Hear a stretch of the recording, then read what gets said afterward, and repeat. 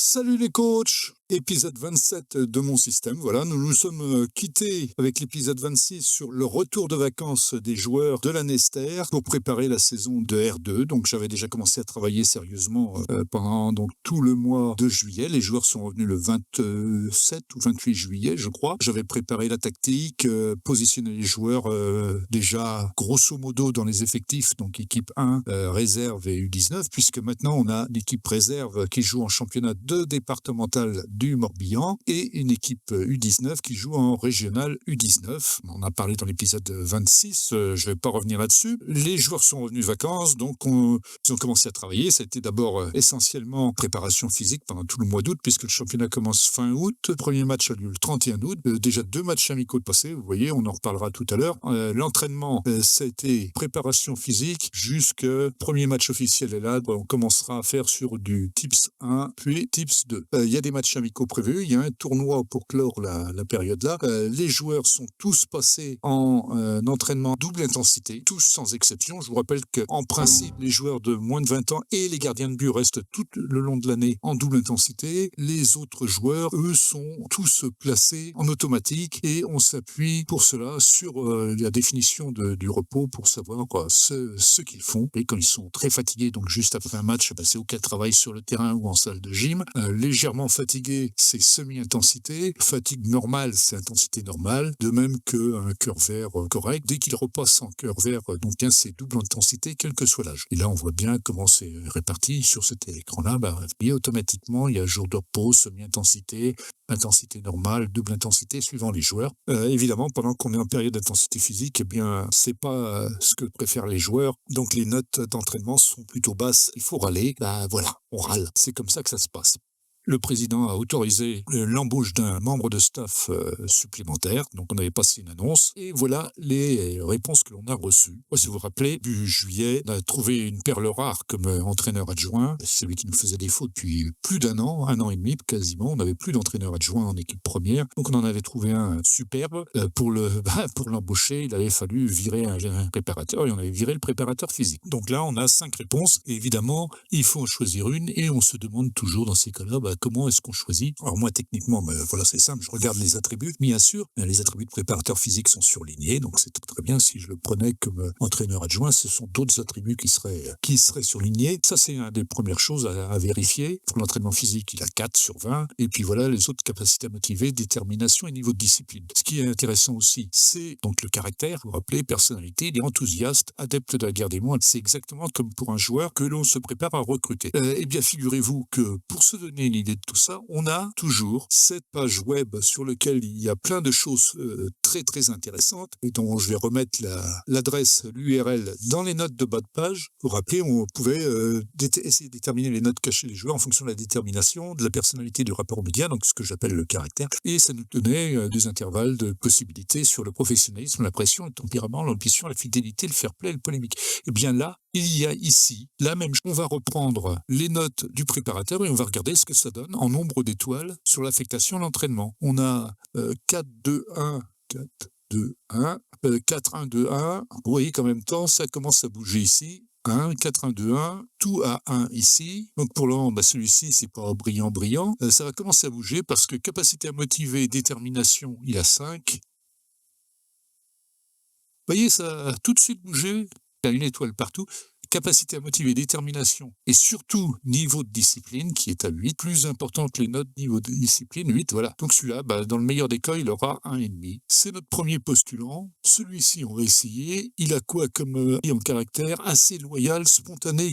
Alors on fait réinitialiser, comme ça on est tranquille. On va voir l'évolution au fur et à mesure. 9. C'est déjà pas mal, hein. On voit que ici ça a déjà bougé dans la condition. Ça bouge moyennement. 9, 5, 5, 5. Donc ça commence à se remplir. 2, 8, 14. 2, ça bouge pas beaucoup. 8 en détermination. Oh là, ça commence à grimper sérieusement ici. 14 en discipline. Voilà quelqu'un qui est intéressant. 2 étoiles et demie en condition physique. 2 étoiles partout dans le reste. Et notion tactique, 7. Eh bien, je crois que voilà un candidat qu'il va falloir mettre de côté. Globalement, retenez que les notes de mental sont plus importantes que les notes techniques, en tout cas, que le caractère, bien sûr, est extrêmement important et qu'il faut en tenir compte, mais c'est la meilleure façon de choisir parmi un volume plus ou moins important de préparateurs, comme on en reçoit quand on passe une annonce et qu'on reçoit donc des postures. Vous ne pouvez pas les regarder tous. Le principal, c'est le principe d'utiliser cette feuille pour vous aider à décider. Donc ce point-là est fait. Qu'est-ce qui s'est passé aussi en ce début de saison? Donc, on a vu, il y a eu 2 matchs de réalisés. Pas grand-chose à en retenir. Ça joue correctement. 22 tirs, 7 cadrés, 3-0, 3-2 XG. Ça se passe très bien. On gagne 3-0 à l'extérieur, qu'on a largement dominé. La tactique commence à se mettre en place, même si, quand on regarde, beaucoup de noir et pas assez de vert dans la connaissance tactique globale de l'équipe. Et puis, il n'y a pas assez de lien vert entre les joueurs. L'équipe va beaucoup changer. On le verra tout à l'heure. On va mettre principalement qui nous coûte très cher pour le moment en cohésion d'équipe. Vous voyez qu'on est en précaire. L'atmosphère au club est bonne, ça commence à aller bien. Le soutien de l'entraîneur est très bon. Il n'y a pas de souci pour tout ça. C'est la cohésion d'équipe. Les joueurs ne se comprennent pas encore bien. L'état d'esprit collectif est décevant. Donc c'est sur ça qu'il faut qu'on bouge pendant tout le mois. Bonne nouvelle. Ce qu'on n'avait pas ni en D1 ni en Régional 3, et je ne sais pas pourquoi, pour moi c'est probablement soit à cause d'une erreur dans la préparation de base de données des bases division, soit parce qu'on n'avait pas d'entraîneur adjoint, je ne sais pas, mais on n'avait pas de réaction à la causerie. On retrouve cette réaction à la causerie qui est disponible là dans Dynamique de groupe, et je vous encourage vivement à regarder les réactions après vos causeries. Sur le dernier match que l'on a joué, ce dernier match c'était une victoire 3-1 contre Saint-Jacques-les-Pins, j'ai fait des interventions avant le match, à la mi-temps et en fin de match. Eh bien, comment les joueurs ont-ils réagi à cette causerie? Eh bien voilà, on le sait ici en regardant réaction à la causerie. Avant le match, voilà ce que je leur ai dit, croyez en vous et j'ai confiance en vous, etc., etc. J'essaye de les motiver. L'effet de la causerie, voilà. Et la réaction du joueur à la causerie, individuellement, un par un. À la mi-temps, c'est pareil, j'en ai remis une couche. Voilà leur réaction, l'effet que ça leur a causé, a semblé motivé, morale en hausse, mais a semblé stressé, apparu plus heureux, content, encouragé, etc. Et la même chose en fin de match. Alors, quelquefois, il y a des commentaires que vous faites sur les joueurs qui peuvent avoir des réactions plus ou moins bizarres. Je vous encourage à regarder régulièrement, ou en tout cas quand vous voyez dans les réactions individuelles suite à une causerie des choses bizarres, eh bien venez voir là, vous avez toutes les explications et ça vous aidera à mieux préparer vos causeries pour les prochains matchs. Je vais charger la suite, donc on va charger ça. Donc, on fait un bond dans le temps et on passe au 18 août, à la moitié de la préparation physique. Question calendrier, vous voyez, que du vert. Tout baigne. Saint-Jacques-les-Pins, donc on a vu tout à l'heure, c'était 3-1, 4-1, 7-2 contre les Valais, Régional 3. On leur a passé 7-2. Festival de Guillemard, but à la 14e minute, but à la 23e refusé, but à la 30e, but à la 34e, but à la 37e, but à la 41e et but à la 46e. Clôture du score par Klein à la 69e. Donc difficile de faire mieux. Je pense qu'il a gagné sa place en tant que titulaire. Pour le moment, tout est dans le vert. J'ai réussi à composer à peu près mon équipe. Je crois qu'il y a encore 2 ou 3 petites choses qui vont bouger entre le 18 août et le 31 août. Mais globalement, l'équipe commence à prendre de tournure sur le papier. Guillaume Brun. Dans cette équipe-là, si on regarde bien, 1, 2, 3, 4, 5, 6 joueurs sur les 7 que l'on avait embauchés au mois de mai, après 3 semaines de période d'essai. Et les 2 autres qu'on avait embauchés, l'un en janvier, l'autre en juin, ça fait donc 9 joueurs sur 26. Quand on regarde un effectif complet comme c'est le cas là, ça a des impacts et voilà, maintenant c'est encore précaire, mais ça commence à prendre une certaine tournure, même si on insiste beaucoup sur de l'esprit d'équipe un peu partout, ça a du mal à remonter, les résultats suivent, mais il faut du temps pour monter une cohésion d'équipe. On verra que même en fin de période d'entraînement physique et juste avant le début de la saison, on sera toujours dans le rouge et on va y rester. Et il commence à y avoir des joueurs mécontents au club actuellement. Pourquoi? Parce que, on a d'abord eu l'effectif manque de profondeur en attaque, puis maintenant c'est l'effectif manque de solutions de qualité en défense centrale. Alors, il y a 2 solutions pour résoudre ce problème-là. La solution, c'est de changer de tactique, par exemple, passer d'une solution comme celle-ci à une solution comme celle-là, avec un seul attaquant, ça résout le problème. On a toujours autant de joueurs en attaque, mais on n'en utilise plus qu'un, et en général, ça résout. Quand, par contre, on vous parle de problèmes de défense, que vous êtes en 5-1-3-1, comme c'est le cas là actuellement, sur cette tactique-là, et il vous reste la solution d'essayer de revenir en 4-4-2, mais là, ça n'a pas suffi. Les joueurs n'étaient toujours pas contents, donc là, ils ont râlé. Alors, on peut soit ignorer et laisser tomber, soit, comme c'est le cas là, tous les râleurs, ce sont tous ceux qui ont été été embauchés et qui viennent, il faut le reconnaître, donc de National 2, National 3 ou R1, évidemment, ça leur fait un choc. C'est pas du tout la même qualité d'entraînement, on n'a pas de structure d'entraînement correcte, on n'a pas assez de préparateurs, ils sont mécontents de tout. Durant le mois d'août, ils ont tous perdu de leur qualité de jeu. Tous, sans exception. Il va falloir travailler ça avec un entraînement approfondi, mais pour le moment, c'est sur le manque de solutions de qualité. On peut soit ignorer, laisser filer, on oublie complètement et puis on laisse monter la grogne, ou alors on accepte une réunion et on discute du problème avec les joueurs. Donc j'ai cru comprendre que certains d'entre vous étaient mécontents de la manière dont les choses se passaient ces derniers temps. Est-ce que quelqu'un peut m'expliquer quel est le problème, que nous puissions trouver une solution et passer à autre chose ? Eh bien voilà, il nous faut des renforts en défense, c'est Jordan Decher qui prend la parole pour l'ensemble du groupe des râleurs. Il nous faut des renforts en défense centrale et il nous les faut maintenant. Alors voilà, toutes les positions que vous avez possibles, c'est vous inquiétez pas, nous allons faire de notre mieux. C'est une promesse, attention, il faut la tenir. Je ne pense pas que ce soit nécessaire, c'est bien comme ça. Je me fiche pas mal de l'option du reste de l'effectif et c'est tout ce que j'ai à dire sur le sujet, donc on va au clash, ça c'est clair. Moi j'ai choisi, je suis satisfait de la qualité de l'effectif actuel et je souhaite également donner leur chance à certains jeunes du club. Et ça, en général, c'est une solution qui est plutôt pas mal à condition que vous teniez votre promesse. Donc il faut déjà savoir ce que vous avez dans les équipes U19. Il faut déjà avoir une bonne connaissance de votre effectif et être sûr que vous allez y trouver quelque chose. Donc on tente ça. Votre enthousiasme s'agissant de la nouvelle génération est rassurant. Ce serait vraiment une bonne chose qu'il puisse avoir un impact sur l'équipe. Tout baigne, ça remonte le moral de tout le monde et on arrête complètement la polémique. Donc dans ces cas-là, voilà, les bras écartés. Je trouve que nous avons été très productifs et je suis content que tout ait été réglé. Merci à tous. Magnifique, tout baigne, ça n'a qu'un impact moyen sur la dynamique de groupe. On arrive une semaine plus tard, on est au 25 août. La dynamique, ça commence à s'améliorer, le rouge diminue. Il y a toujours un joueur qui est mécontent au club. Il est en attente de votre promesse. Or, vous pouvez respirer calmement quand on fait ce genre de promesses sur la qualité de l'effectif. C'est ici, Jordan Decher, former des jeunes en défense centrale, il est bien impatient de voir les résultats. Vous avez 261 jours pour le satisfaire, lui et le groupe de râleurs. Donc on a de la marge, je vous encourage.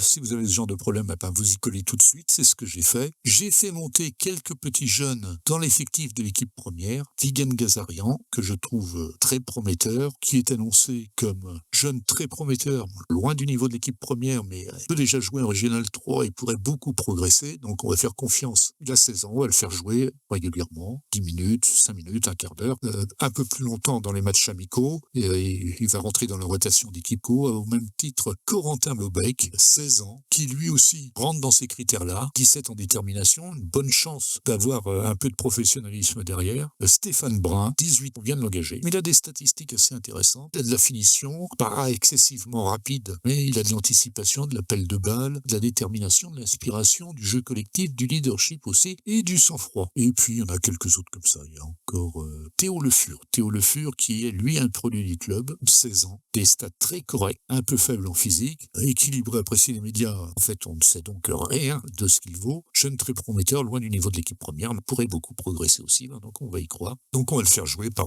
petits coups sur la rotation, et puis surtout, il nous en fallait en défense centrale. On a fait monter donc d'abord Jacques Dumelt, un gardien de but. En défense, Mainou, produit du club, les sorties des Nugènes en Régional 3, avec des notes correctes. Il est sans ambition et équilibré, mais par contre, en défense, ça a l'air à peu près correct. 6 en tacle, 10 en technique, 7 en placement. Il a un peu de vitesse, un peu d'agressivité, du courage, mais à le niveau pour jouer en Régional 2 déjà. 16 ans, Laurent Buisson, lui aussi pur produit du club, motivé, réservé, donc ça c'est des choses assez intéressantes. C'est pas un défenseur central, mais bon, peut à cet âge-là espérer les faire changer de place. Lui, c'est pas forcément intéressant, il a 2 en jeu de tête, il est un peu léger pour faire défenseur central, il manque d'agressivité, mais pour le reste, il peut être pas si mal que ça. Puis on aura les New Jeunes qui arriveront en mars, on peut espérer que d'ici là, tout se passera à peu près bien, qu'ils vont être contents de nos petits jeunes, et puis que les résultats suivent. Donc voilà, Gazarian, je le fais monter en équipe première pour que, d'une part, il s'entraîne avec l'équipe première, qu'il bénéficie donc de tous les avantages de l'équipe première, qu'on le place dans un groupe d'encadrement. Mais pour autant, comme je ne vais pas pouvoir le faire jouer tous les matchs, sans doute un peu en coupe, dans les matchs amicaux, quelques minutes à droite et à gauche dans les fins de match de l'équipe première, comme les autres, je vais pratiquer pour commencer tout de suite, ici, sur son compte. Voilà, je vais dans effectif, dispo pour jouer en U19. Alors la première ligne ici, ici, c'est tous les matchs possibles en U19 pendant qu'il récupère ou juste le prochain match. Là, c'est pas le prochain match qu'il va jouer en équipe U19, c'est tous les matchs sauf qu'on le réservera pour l'équipe première. Donc, dispo pour jouer en U19 90 minutes tout le temps. On va faire exactement la même chose pour tous ceux que j'ai choisis de monter en équipe première. Corentin Bobek, Vinaché Mainou, pareil, lui aussi. Laurent Buisson, exactement la même chose. Ils vont tous être en équipe première. On va les placer dans un groupe d'encadrement. Et en plus, ils sont disponibles pour jouer tous les matchs possibles en U19. Si on va voir ici en U19, normalement, je vais identifier où est-ce qu'il est, Gazarian. Vous voyez, il est ici marqué comme disponible pour les U19. Actuellement, il est en repos parce qu'il a joué un peu avec l'équipe première. Joueur mis à la disposition de la Nester U19. Il va falloir le faire jouer. On ne sait pas, notre rôle, c'est le rôle de l'entraîneur adjoint, mais rien ne nous empêche de le prendre ici et de l'imposer dans l'effectif des équipes U19. Et vous voyez, il est bien en bleu, il n'est pas en rouge comme certains pourraient l'être. Donc on va faire ça pour tous. Il nous reste à voir dans l'encadrement, on va aller voir dans l'entraînement. Voilà, Gazarian a été mis dans un groupe où il subit l'influence importante de Ryan Carré, comme Mainou et Buisson. Il ne reste plus qu'à espérer qu'ils en profitent largement. On va bondir tout de suite au niveau du calendrier sur la fin du mois d'août. On va voir directement l'état au niveau de la dynamique. Il y a presque plus de rosée ici. On va très bientôt certainement passer en vert. Le calendrier, on va dévoiler tout maintenant. Pas un accro. Il y a eu une ou deux fois, je crois que c'est ici, où on a eu un peu chaud sur un match. On a cru finir sur un nul. Alors on a gagné le tournoi du Morbihan qu'on organisait. Guillemard continue à cartonner. Le petit jeune Stéphane Brun, de 18 ans, qu'on a embauché en provenance de l'IPRI Messac, lui aussi fait des merveilles, 9,9 de notes, un but, une passe décisive, un autre but, et puis donc le premier match de championnat, victoire 6-1 à l'extérieur, entraîné Guillemard, 4e minute, Brun, 10e minute, Brun, 16e minute, Brun, 29e minute, Brun, 33e minute. Donc voilà, ça c'est une bonne pioche. Guillemard aussi. Ce sont des joueurs qui ont été embauchés, comme Decher, comme Traoré, comme Le Beslour. On va aller jeter un œil sur les buts, histoire de voir quand même un peu de match pour cet épisode 27. Et dans l'ensemble, on commence à trouver l'équipe qui commence à se trouver un peu sur le terrain.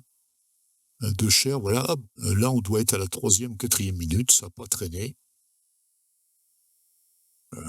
On était favori du match, mais quand même, ça fait plaisir. Et vous voyez, ça circule et ça suit. Donc on commence à avoir une cohésion d'équipe intéressante, on va dire. Voilà, et Brun encore une fois, donc 18 ans, parfait.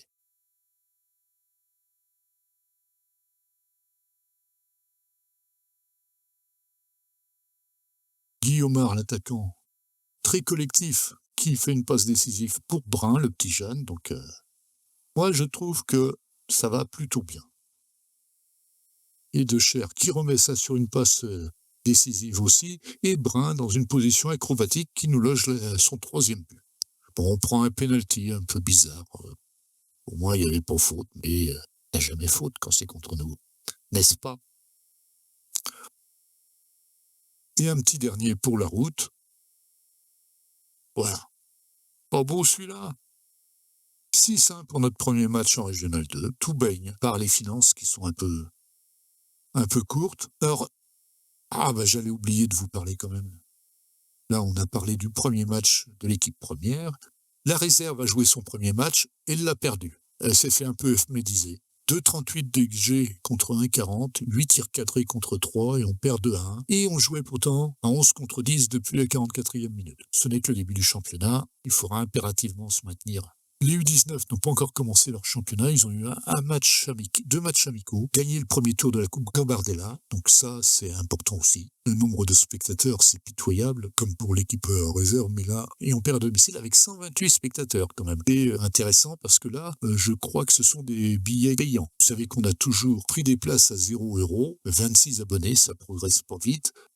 Si, il y a encore une chose très importante dont on va parler. Là, le 1er septembre, le 28 septembre, j'ai obtenu mon 2e diplôme et on va voir que Question profil, c'est bien. Alors, on va le détailler là, maintenant, rapidement. J'avais pris les chiffres des profils fin juin, avant de recommencer la compétition. Donc, il y a eu de l'évolution sur le profil sur les performances d'entraîneurs, les fameuses petites flèches jaunes et vertes qu'on aurait dû avoir aussi pour le staff et qu'on ne voit jamais. Donc, on va voir de combien a progressé mon avatar. Et il a encore progressé beaucoup plus avec le diplôme national B. Donc, on regarde les évolutions rapidement. Je suis attribué de l'âge de 41 ans, si ça pouvait être vrai, mon Dieu. Mais bon, j'ai triché sur ma date de naissance, je ne l'ai pas dit au début, mais la progression de mes attributs, plus 1 en attaque. Alors ça, c'est avant le diplôme, bien entendu, c'est la progression sur le travail effectué à l'entraînement et en match et dans toute la saison, sans qu'on sache exactement ce qui implique quoi. Donc, gagner 1 point en attaque, 2 points en défense, j'arrive à 7, ça commence à sentir un peu meilleur. Plus 1 en tactique, plus 2 en technique, plus 1 en mental, c'est pas mal aussi. L'adaptabilité, rien, mais ça restera 1 toute ma carrière si je reste à la Nester, parce que l'adaptabilité, c'est ma façon de m'adapter à une nouvelle équipe. Et comme je garde toujours la même, aucune chance que ça progresse. Détermination, plus 1, ça c'est intéressant aussi. Connaissance des joueurs, plus 2, ça c'est sympa aussi. Connaissance des jeunes joueurs, plus 1. Par contre, j'ai eu 0 point en entraînement des jeunes. Pourquoi? Je sais pas. Probablement parce que j'entraîne pas directement l'équipe des jeunes. Je passe pas sur les matchs des U19. Difficile à savoir ce qui fait monter cet attribut. Le niveau de discipline est resté à 4. Bon, tant pis, c'est un peu décevant. Je pensais avoir fait preuve de poigne tout au long de l'année. Non, pas assez en tout cas. Gestion des personnes, plus 1, et capacité à motiver, plus 1 également pour arriver à 6. C'est déjà pas mal en soi, ça c'est le travail de l'année, normal. Non, suite au diplôme, donc voilà ce qui a progressé, bien entendu, c'est après l'évolution du fil de l'année. Donc plus 2 en attaque, pour arriver à 7, plus 2 en défense, ce qui permet d'arriver à 9, ça commence à sentir sur l'entraînement des joueurs et l'entraînement individuel. On va le voir tout à l'heure. Condition physique, je gagnais 1 point aussi. La tactique, plus 1, la technique, plus 1, le mental, plus 1, coup de pied arrêté, plus 1. Voilà, c'est pas mal, c'est encore léger en coup de pied arrêté, mais en mental, ça commence à sentir. 7, 7, 6 en tactique, technique et mental, c'est bien. Entraînement des jeunes, on a dit pas progresser du tout. Adaptabilité, pour les mêmes raisons, ça bougera pas. Détermination, plus 1. Connaissance des joueurs, plus 1. Connaissance des jeunes joueurs, encore plus 1. Plus 3 pour le niveau de discipline, plus 2 pour la gestion des personnes, et plus 2 pour la capacité à motiver. On arrive à 8 en capacité à motiver, c'est forcément intéressant. Donc seulement 6 en détermination, mais ça devrait avoir quand même un impact. On va pas tarder à le savoir quand je vais demander à obtenir une amélioration pour l'encadrement des jeunes. On verra bien si ma détermination est suffisamment forte pour ébranler ma direction. Donc on va faire le point, le point complet, voilà, donc progression totale, donc en rouge au cours de l'année de R3, j'ai gardé en jaune ce que j'ai obtenu par le diplôme, donc plus 3 sur l'attaque, plus 4 sur l'année sur la défense, plus 1 en condition physique, plus 2 en tactique, plus 3 en technique, plus 2 en mental, plus 1 en coup de pied arrêté, plus 2 en détermination au total de l'année, plus 3 en connaissance des joueurs, plus 2 en connaissance des jeunes joueurs, plus 3 en niveau de discipline, plus 3 en gestion des personnes, et plus 3 en capacité à motiver. Donc ça, c'est des critères importants. Donc c'est les points sur lesquels j'étais sans doute le plus sensible, c'est la motivation. Motiver les joueurs et réussir à les motiver. C'est donc à chaque fois que j'ai donné encourager, motiver les joueurs et que ça a réussi, j'ai dû marquer des petits points ou des bribes de points. C'est comme ça que je l'interprète en tout cas. Et en défense, c'est vrai qu'on a travaillé beaucoup plus la défense que l'attaque aux tactiques, mais en attaque aussi un petit peu. Là aussi, ça a marqué les points. C'est très bien. Ça commence à ressembler à quelque chose par rapport à ce que c'était au tout début. Tiens, je vais ressortir l'image des attributs du coach lorsque j'ai créé l'avatar et on verra ce que ça donne. Bon, là, voilà. Ce que ça donne, dès que vous progressez vous sentez que vous progressez ou que vous passez un diplôme, il faut obligatoirement, forcément passer, c'est conseillé, dans entraînement, préparateur, modifier les affectations. Quand vous recrutez des membres de staff et des préparateurs notamment, ou des entraîneurs adjoints, quand vous en recrutez ou que vous leur faites passer des diplômes, il est impératif de passer ici, voir ce que ça donne. Voilà, j'ai modifié le tableau pour l'équilibrer le plus possible. Voilà, on est à ça pour l'équipe première, ça commence à être intéressant. 2 étoiles et demie en possession, alors qu'on est en R2, juste sur l'attribut technique de possession, c'est bien. L'objectif, bien entendu, c'est quand on sera au taquet, c'est d'avoir des 4 ou des 5 partout. Ça, c'est l'objectif évident, clair, net. Le second objectif, qui est moins connu et sur lequel il faut très fortement s'attacher aussi, c'est que ici, il n'y ait nulle part de tension. Légère et moyenne, c'est bien. Si par exemple, là on a moyenne, si j'enlève ça par exemple, hop, intensive. Donc la charge de travail des préparateurs devient intensive et c'est pas bon. C'est très mauvais pour les préparateurs. Ils travaillent moins bien, donc il faut y faire attention. Vous voyez que là j'ai mis beaucoup d'activités sur l'entraîneur. N'oubliez pas que vous n'êtes pas un préparateur. Normalement, quand vous serez rendu au maximum de vos connaissances et de compétences, vous devriez peut-être intervenir sur 1 point, 2 points. C'est pas votre rôle de préparer les joueurs. Votre rôle, c'est de travailler la tactique, c'est de les influer, de les motiver, de les rendre meilleurs, quoi. Mais c'est pas votre rôle de leur apprendre à taper dans le ballon et à se passer la balle.